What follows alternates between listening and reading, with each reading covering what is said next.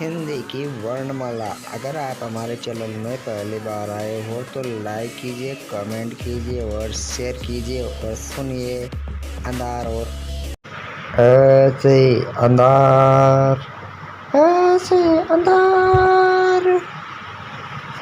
आ से आम, आ से आम।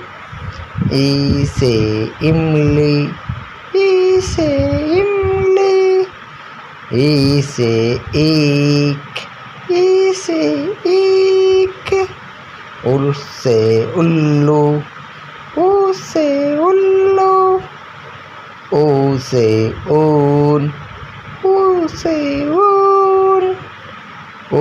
र से ऋषि, र से ऋषि।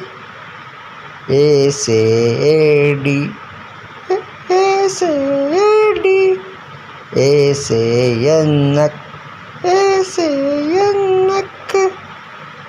ओ से ओगली, ओ से ओगली। ओ से औरत, ओ से औरत। अ से अंगूर, अंग से अंगूर। अ से खाली,